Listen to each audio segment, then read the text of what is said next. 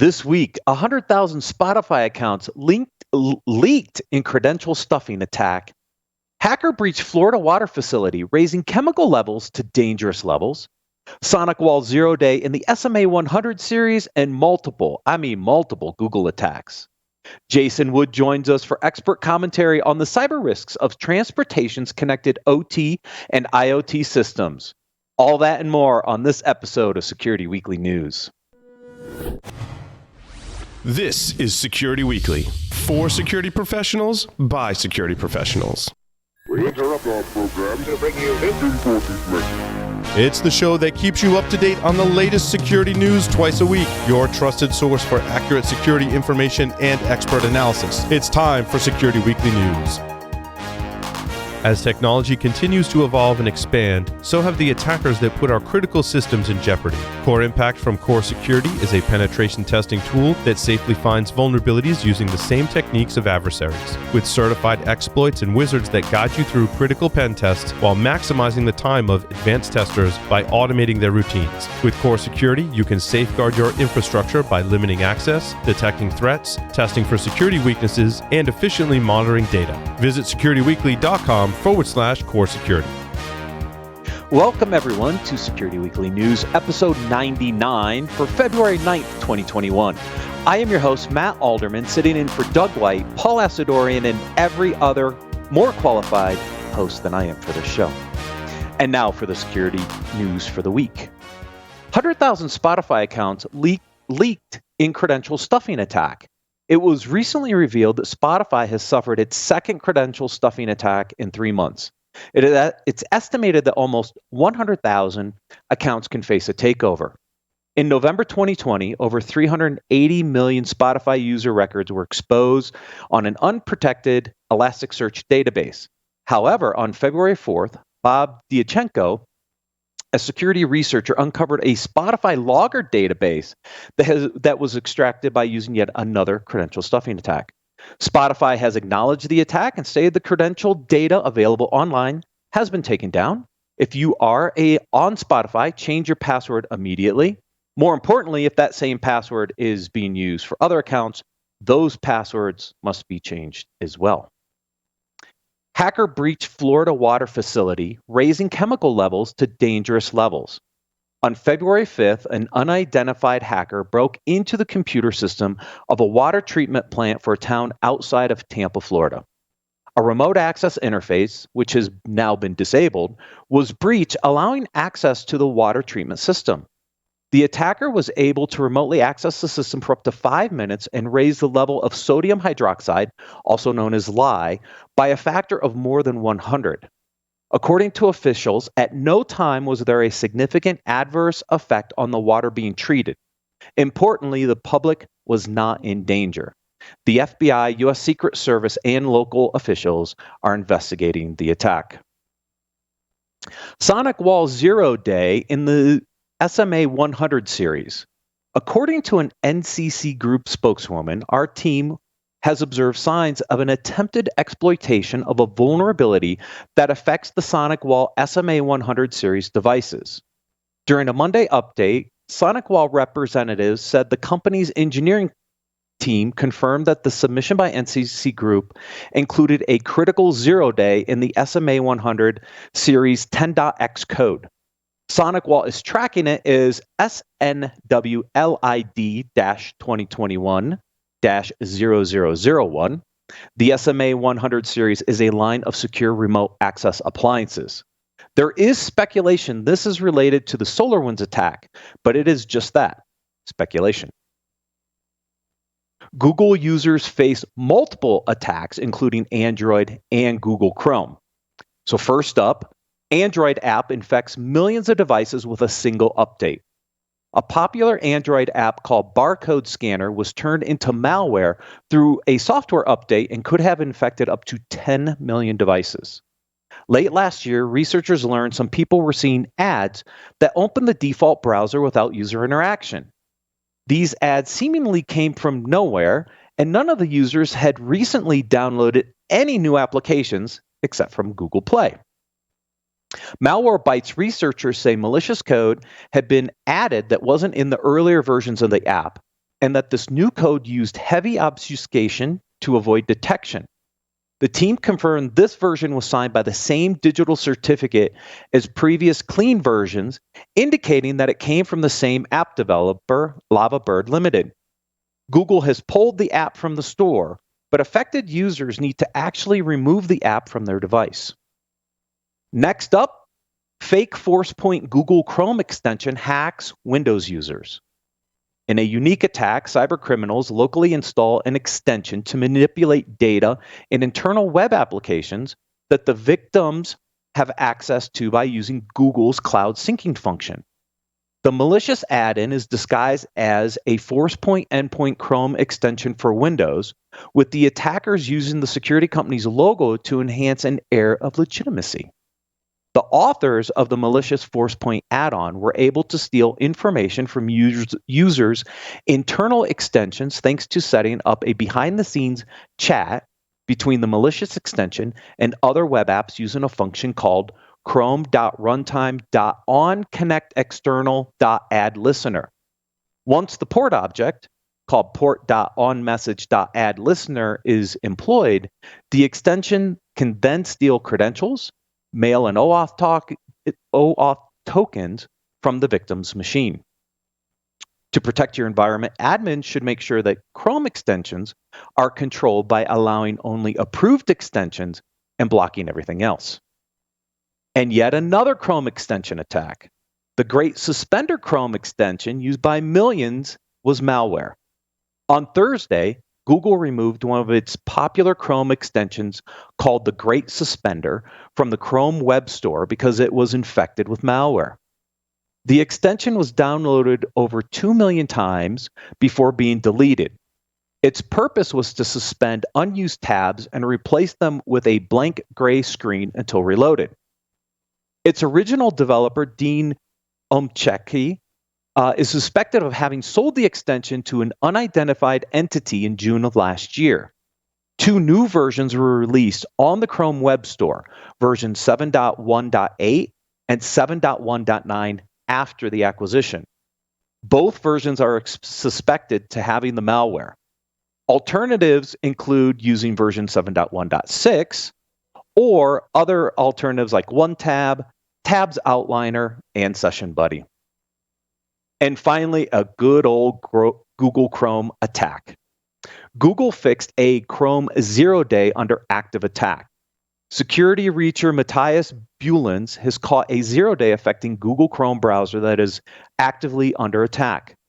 Google's advisory describes it as a heap buffer overflow in version 8 of the Chrome browser. It has been assigned CVE 2021-21148 with a high severity rating. The fix is included in Chrome release 88.0.4324.150.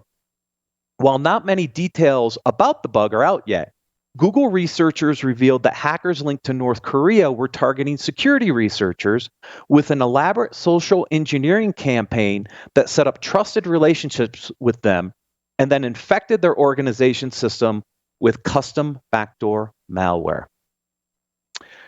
Okay, that's enough of the news. Let's welcome Jason Wood as he joins us today for expert commentary on the cyber risks of transportation's connected OT and IoT systems. Welcome, Jason. Hey, Matt. Good to be here with you today. We were talking before the show. It's been a little while since we got to do a podcast together.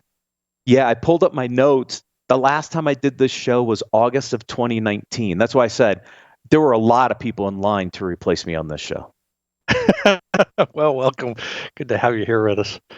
Hey, everybody. So I don't normally talk about vendor blog posts for my stories and my commentary, but this post kind of caught my attention. It was titled "The Cyber Risks of Transportation Connected OT and IoT Systems." And I started looking into this in part because of Matt's story about the water treatment plant in Florida being attacked and having their systems modified. And while this post focuses specifically on the transportation sector, the ideas I think that are here can be discussed much more broadly than just that.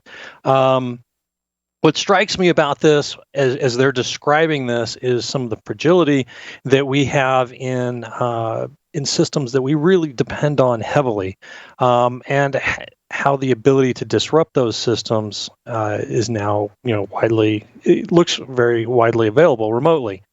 So let's take a look at the blog post. It begins by mentioning a report done by the University of Cambridge. As it turns out, this was for Lloyd's London, as they're talking about insurance and risks there.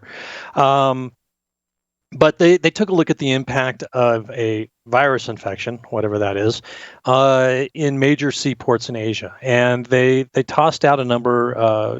If this was to happen, potential for $110 billion in losses. If these ports were closed because of a virus outbreak. Now that does include like all of the ports in Japan, the major ports in Japan and Korea and China and all throughout that region. So you're talking about not just a outbreak, you're talking about a lot of outbreaks. But nonetheless, the point here is that these systems are set up pretty poorly, it sounds like. We've got isolated loose systems that are, doing one thing only and aren't really connected into a larger infrastructure very well. And this environment depends on that sort of thing. You don't have to close all of the ports in Asia, for example, to have an impact that gets felt very quickly around the world. I mean, you just picture a container ship on its own is carrying thousands of containers of shipping containers of goods to other parts of the world. Now you start to impact that across multiple ships, and this starts getting out of hand pretty quick. And this is not all just stuff that we bought on Amazon, right? We're talking about car parts to fix cars that we depend on to get to work, and things we need to run our businesses and stay employed and stuff like that. So could we really reach out pretty quick? They talk about operational technology, OT, which always catches me off guard because my brain is just wired for IT at this point.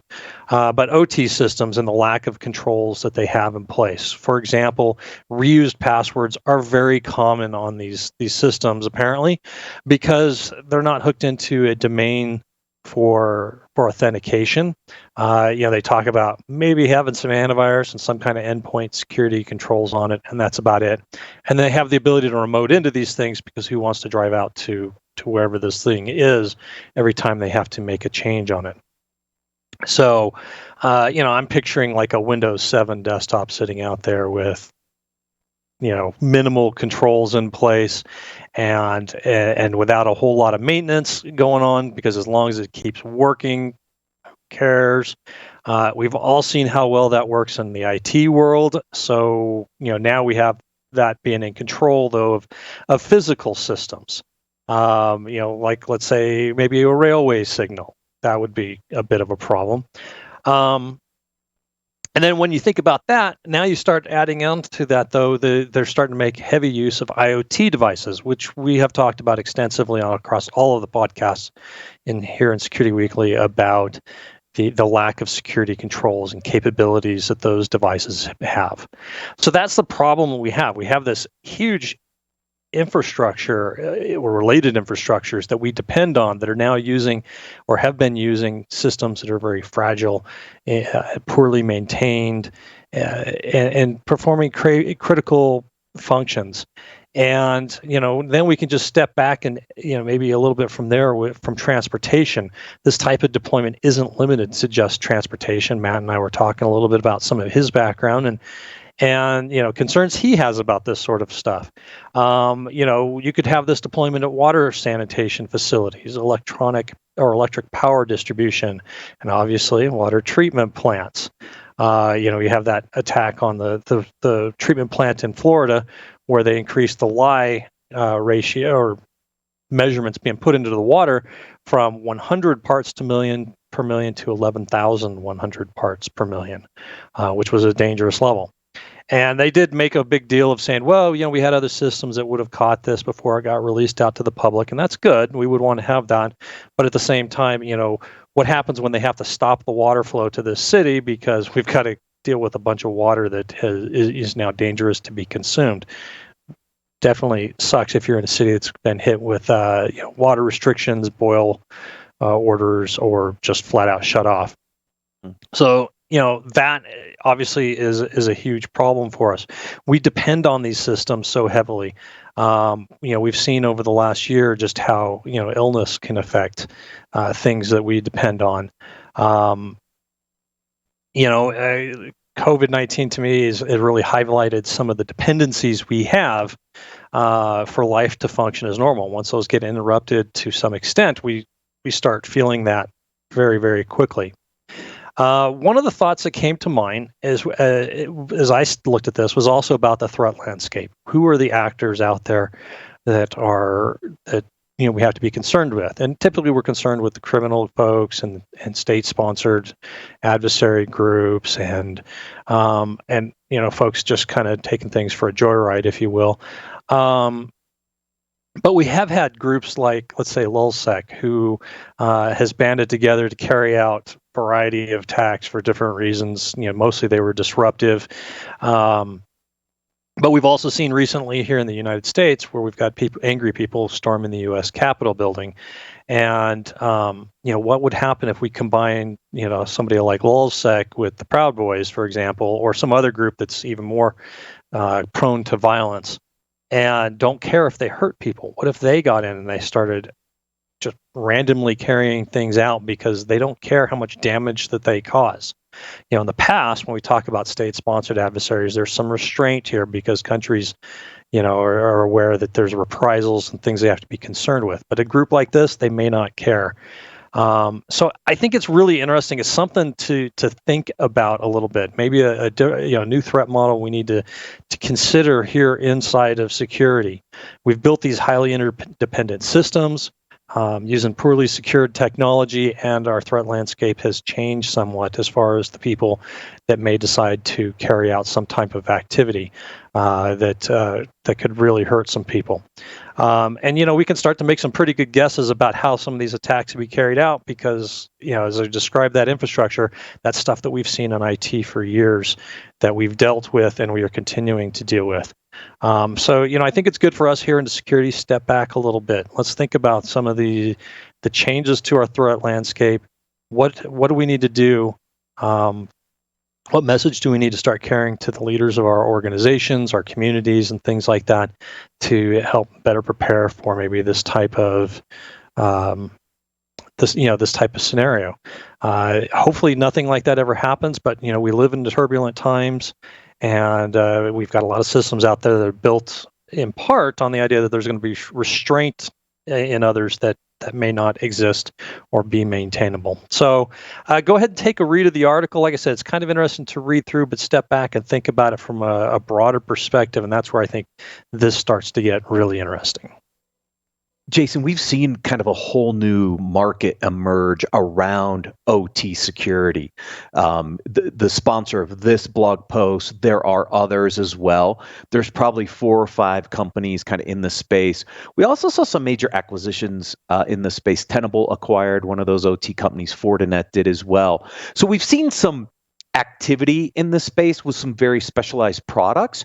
What I want people to realize is that most of these types of systems they focus on safety, not security. Because I came out of the nuclear industry. I spent 7.5 years in nuclear power in my previous career before getting into security. It's all about safety. I spent a little bit of time in oil and gas refinery. It's safety. We've seen a lot with the water systems and critical infrastructure. They're very safety focused, but there is a security angle here that we do have to think about because we're connecting these systems to other IT systems and therefore they are exposed. Yeah. And, we have this safety built in for them to operate normal and be safe for, they're being operated safely. And so if somebody gets in like this situation in Florida, now we have somebody who's deliberately doing something to not be safe. So right, that aspect's a little bit spooky. There was redundancy built into the system to catch things, right, but it doesn't mean that there's no impact to the public. Even if nobody gets sick. It's usually availability. And in a power plant, there would be systems that kicked in that maybe shut down the plant. When now I don't have enough power, now I could potentially get a brownout. And we saw what happened back in 2004 when we lost the entire power grid in the Northeast. I mean, that's the potential ramification of these types of attacks. Yeah. Absolutely. Jason, always a pleasure getting your insight. I'd like to thank everyone for joining and listening today. We'll see you on Friday for the weekly recap on Security Weekly News.